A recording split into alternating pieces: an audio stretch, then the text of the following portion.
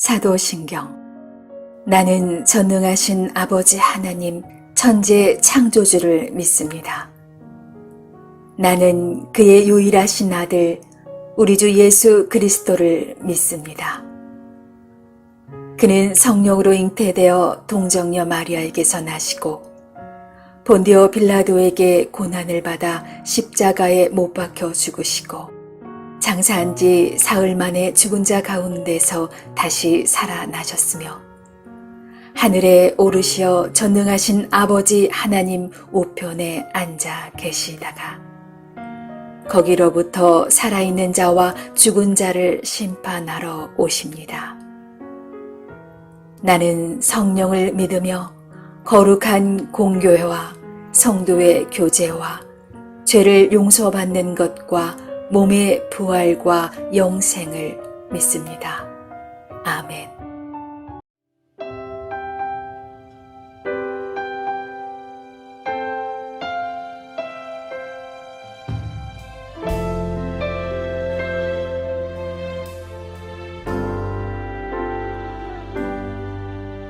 주 사랑이 나를 숨쉬게 해 세상 그 어떤 어려움 속에도 주 은혜로 나를 돌보시며 세상 끝날까지 지켜주시네. 주 사랑이 나를 숨쉬게 해 세상 그 어떤 어려움 속에도 주 은혜로 나를 돌보시며 세상 끝날까지 지켜주시네. 주님만이 내 아픔 아시며 주님만이 내 맘 어루만지네.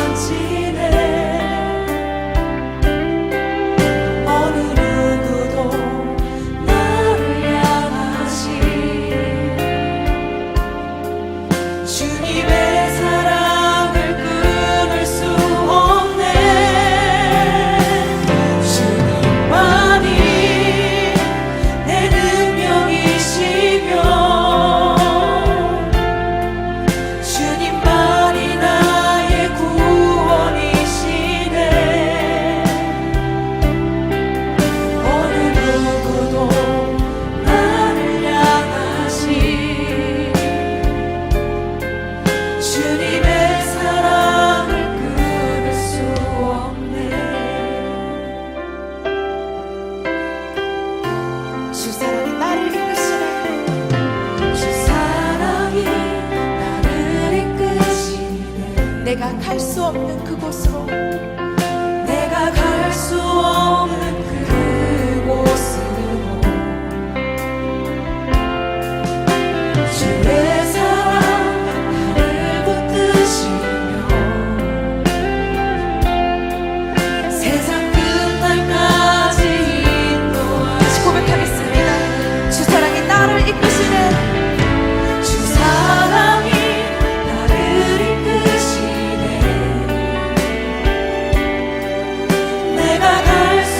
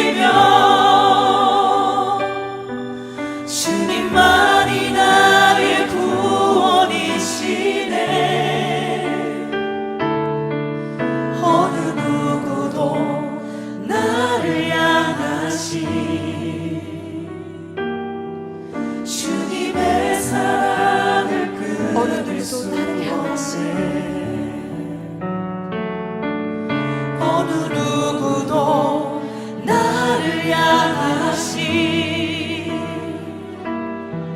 주님의 사랑을 꾸릴 수 없네. 오늘도 그 사랑을 보이신 주님께 감사와 영광의 박수 올려드리겠습니다. 할렐루야. 이날에 이스라엘 백성들이 피곤하였으니 이는 사울이 백성에게 맹세시켜 경계하여 이르기를 전혀 곧 내가 내 원수에게 보복하는 때까지 아무 음식물이든지 먹는 사람은 저주를 받을지어다. 그러므로 모든 백성이 음식물을 맛보지 못하고 그들이 다 수풀에 들어간즉 땅에 꿀이 있더라. 백성이 수풀로 들어갈 때 꿀이 흐르는 것을 보고도 그들이 맹세를 두려워하여 손을 그 입에 대는 자가 없었으나 요나단은 그의 아버지가 백성에게 맹세하여 명령할 때 듣지 못하였으므로 손에 가진 지팡이 끝을 내밀어 벌집에 꿀을 찍고 그의 손을 돌려 입에 대매 눈이 밝아졌더라. 그때 백성 중 한 사람이 말하여 이르되 당신의 부친이 백성에게 맹세하여 엄히 말씀하시기를 오늘 음식물을 먹는 사람은 저주를 받을지어다 하셨나이다. 그러므로 백성이 피곤하였나이다. 요나단이 이르되 내 아버지께서 이 땅을 곤란하게 하셨도다. 보라, 내가 이 꿀 조금을 맛보고도 내 눈이 이렇게 밝아졌거든. 하물며 백성이 오늘 그 대적에게서 탈취하여 얻은 것을 임의로 먹었더라면 블레셋 사람을 사륙함이 더욱 많지 아니하였겠느냐. 그날에 백성이 믹마스에서부터 아얄론에 이르기까지 블레셋 사람들을 쳤으므로 그들이 심히 피곤한지라. 백성이 이에 탈취한 물건에 달려가서 양과 소와 송아지들을 끌어다가 그것을 땅에서 잡아 핏째 먹었더니 무리가 사울에게 전하여 이르되 보소서, 백성이 고기를 빚제 먹어 여호와께 범죄하였나이다. 너희가 믿음 없이 행하였도다. 이제 큰 돌을 내게로 굴려오라. 너희는 백성 중에 흩어져 다니며 그들에게 이르기를 사람은 각기 소와 양을 이리로 끌어다가 여기서 잡아먹되 핏째로 먹어 여호와께 범죄하지 말라 하라. 하매 그 밤에 모든 백성이 각각 자기의 소를 끌어다가 거기서 잡으니라. 사울이 여호와를 위하여 제단을 쌓았으니 이는 그가 여호와를 위하여 처음 쌓은 제단이었더라. 우리가 밤에 블레셋 사람들을 추격하여 동틀 때까지 그들 중에서 탈취하고 한 사람도 남기지 말자. 무리가 이르되 왕의 생각에 좋은 대로 하소서. 할 때 제사장이 이르되 이리로 와서 하나님께로 나아가사이다. 사울이 하나님께 묻자오되 내가 블레셋 사람들을 추격하리이까 주께서 그들을 이스라엘의 손에 넘기시겠나이까. 하되 그날에 대답하지 아니하시는지라. 너희 군대의 지휘관들아 다 이리로라. 오늘 이 죄가 누구에게 있나 알아보자. 이스라엘을 구원하신 여호와께서 살아계심을 두고 맹세하노니 내 아들 요나단에게 있다 할지라도 반드시 죽으리라. 하되 모든 백성 중 한 사람도 대답하지 아니하매 이에 그가 온 이스라엘에게 이르되 너희는 저쪽에 있으라. 나와 내 아들 요나단은 이쪽에 있으리라. 백성이 사울에게 말하되 왕의 생각에 좋은 대로 하소서. 이에 사울이 이스라엘의 하나님 여호와께 아뢰되 원하건대 실상을 보이소서 하였더니 요나단과 사울이 뽑히고 백성은 면한지라. 사울이 이르되 나와 내 아들 요나단 사이에 뽑으라. 하였더니 요나단이 뽑히니라. 사울이 요나단에게 이르되 내가 행한 것을 내게 말하라. 내가 다만 내 손에 가진 지팡이 끝으로 꿀을 조금 맛보았을 뿐이오나 내가 죽을 수밖에 없나이다. 요나단아, 내가 반드시 죽으리라. 그렇지 않으면 하나님이 내게 벌을 내리시고 또 내리시기를 원하노라. 백성이 사울에게 말하되 이스라엘의 이 큰 구원을 이룬 요나단이 죽겠나이까. 결단코 그렇지 아니하니이다. 여호와의 살아계심을 두고 맹세하옵나니 그의 머리털 하나도 땅에 떨어지지 아니할 것은 그가 오늘 하나님과 동역하였음이니이다. 하여 백성이 요나단을 구원하여 죽지 않게 하니라. 사울이 블레셋 사람들 추격하기를 그치고 올라가매 블레셋 사람들이 자기 곳으로 돌아가니라. 사울이 이스라엘 왕위에 오른 후에 사방에 있는 모든 대적 곧 모압과 암몬 자손과 에돔과 소바의 왕들과 블레셋 사람들을 쳤는데 향하는 곳마다 이겼고 용감하게 아말렉 사람들을 치고 이스라엘을 그 약탈하는 자들의 손에서 건졌더라. 사울의 아들은 요나단과 이스위와 말기수하여 그의 두 딸의 이름은 이러하니 맏딸의 이름은 메라비요 작은 딸의 이름은 미갈이며 사울의 아내의 이름은 아히노아미니 아히마아스의 딸이요 그의 군사령관의 이름은 아브넬이니 사울의 숙부 넬의 아들이며 사울의 아버지는 기스요 아브넬의 아버지는 넬이니 아비엘의 아들이었더라. 사울이 사는 날 동안에 블레셋 사람과 큰 싸움이 있었으므로 사울이 힘센 사람이나 용감한 사람을 보면 그들을 불러 모았더라.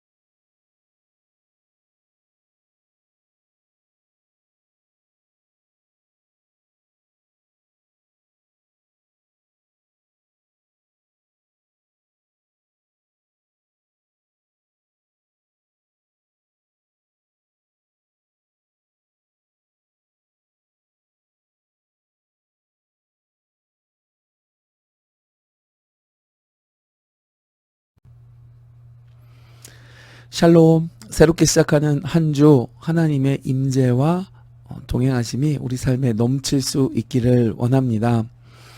하나님의 음성을 듣지 못하면 우리가 자칫 오판을 내릴 수 있고 그 잘못된 판단은 치명적인 실수가 되어질 가능성이 큽니다. 하나님의 음성과 내 안에서의 목소리를 구분하는 방법은 무엇일까요? 오늘 본문에서는 지난 블레셋과의 전쟁에서 하나님께서 요나단과 함께 하셔서 큰 승리를 거두게 하셨습니다. 이 큰 전쟁에서의 승리에 한껏 고무된 이 사울 왕은 하나님 앞에 제단을 쌓았다 그랬습니다. 그런데 이 제단은 오늘 말씀에 사울이 하나님께 쌓은 첫 제단이었다라고 되어져 있습니다. 그런데 아마 이 사울이 쌓은 제단은 하나님 보실 때 온전치 못한 제단이었던 것 같습니다. 그것은 어떻게 알 수 있는가 하면 이 제단이라는 것은 그 앞에 나아가 하나님의 임재를 경험하는 곳인데 사울은 하나님의 뜻을 구하였지만 하나님께서는 사울의 물음 앞에 침묵하셨습니다. 하나님의 음성을 듣지 못한다면 우리는 우리 삶의 온전한 길로 나아갈 수 없을 것입니다. 오늘 승리에 도취한 사울은 하나님의 뜻을 묻자고 하는 이 제사장의 제안을 받아들입니다. 왜냐하면 이제 우리가 큰 전쟁에 큰 승리를 거두었으니까 이 밤에 또 달려나가서 나머지 블레셋 잔당들을 전부 다 무찌르자라고 할 때에 이 제사장이 제단을 쌓았으니까 먼저 하나님 앞에 나아가 하나님의 뜻을 구하자는 이 말에 자신 있게 나갈 수 있었던 것은 무엇이냐? 이렇게 큰 승리를 하나님께서 주셨으니까 하나님께서 함께 하신다는 증거라고 아마 그가 확신했던 것 같습니다. 모든 일이 잘 돌아가고 있으니까요. 그러나 이 제단도 쌓았으니까 하나님 앞에 나아가 뜻을 구하기만 하면 될 것이라, 하나님께서 응답하실 것이라, 하나님께서 허락하실 것이라 믿었지만 하나님은 그 제단 앞에 묻는 사울 왕에게 침묵하셨고 사울 왕은 당혹감에 빠지고 말았습니다. 하나님의 침묵이 당황스러운 이유는 당연하죠. 이 사울 왕은 이 제단을 통해서 정말로 하나님의 뜻을 구하려고 했던 게 아니고 또 하나님의 의도를 물으려고 했던 게 아니었습니다. 제단을 쌓고 자 하나님이 함께 하시니까 빨리 나가서 우리가 저 이스라엘 블레셋 족속들을 무찌르고 또 더 저들의 전리품을 취하자. 그래서 하나님의 응답을 이용해서 자신이 목적한 바를 이루려고 했던 것이죠. 그런데 하나님께서 하나님을 이용해 자신의 목적과 주장에 힘을 보태려고 했는데 하나님께서 침묵하셨기 때문에 그냥 당황할 수밖에 없었습니다. 이처럼 자기의 마음을 하나님께 온전히 드리지 아니하고 또 하나님을 경외하지 않으면서 하나님을 나의 목적이나 내 정당화를 위해 이용하려고 하는 사람에게 하나님은 침묵하십니다. 하나님은 반응하지 않으시죠. 그분의 음성을 듣지 못하는 그 실수, 이것을 감추기 위해서 이 사울 왕은 끔찍한 또 잘못된 방향을 선택하기도 합니다. 그래서 아들 요나단을 자신의 명을 어겼다라는 이유를 들어 과연 이게 누구의 잘못인가, 우리가 제비 뽑자 하여 백성들 앞에 자신의 허물, 하나님이 응답하지 않으셨다는 사실을 덮어버리려 하지만 결국엔 그 제비에서 아들 요나단이 뽑혀 그 요나단을 이제 죽음에 이르도록 합니다. 그러나 이 어리석은 왕은 자신의 아들을 희생시켜 자신의 실수를 덮으려 하지만 또 자신의 허점을 가리우려 했지만 백성들은 이 요나단을 살리기 위해서 용기와 지혜를 발휘합니다. 여러분, 지혜라는 말은 성경에서 공정한 판단을 뜻합니다. 이처럼 공정한 판단은 또 공의를 세우는 일은 하나님을 경외하는 마음이 있을 때 가능해집니다. 하나님을 경외하지 않는, 하나님을 두려워하지 않는 어리석은 왕에게 여호와의 살아계심을 두고 맹세하는 지혜로운 백성들로 인해 요나단은 생명을 유지하게 되어집니다. 여러분, 오늘 이 모습을 보면서 하나님의 뜻과 또 내 안의 내면의 목소리를 어떻게 구분할 수 있을까? 그것은 하나님을 경외하는 마음이 있는지 그에게, 그리고 공평과 정의, 그리고 하나님의 공의. 하나님은 사랑이시면서 동시에 공의로우신 분이니까요. 그것이 이 일에 또는 그 사람에게 있는지를 우리가 살펴보면 이것이 하나님의 뜻인가 아니면 그 내면의 목소리인가 라는 것을 가늠할 수 있는 하나의 기준이 될 것입니다. 이런 것이 결여되면 주변 사람조차 가차없이 희생시킬 수 있는 잘못된 선택을 할 수 있고, 또 하나님의 뜻을, 또 하나님의 응답을, 하나님의 일하심을 나의 목적이나 나의 판단을 위해 이용하려고 하는 이런 잘못된 선택과 실수를 저지를 수 있는 것이죠. 그러면 여러분, 우리가 하나님의 일 또는 하나님의 길 또는 하나님의 감동을 받지 아니하고 그 명제를 이용해서 나의 목적이나 또는 내가 원하는 바를 이루고자 한다면 하나님께서는 침묵하실 것입니다. 여러분, 우리의 한 주간의 삶 가운데 정말로 하나님의 인도하심을 받고 하나님의 임재 가운데 하나님의 감동을 받아서 모든 일 가운데 승리할 수 있는 복된 한 주 될 수 있기를 간절히 소망합니다.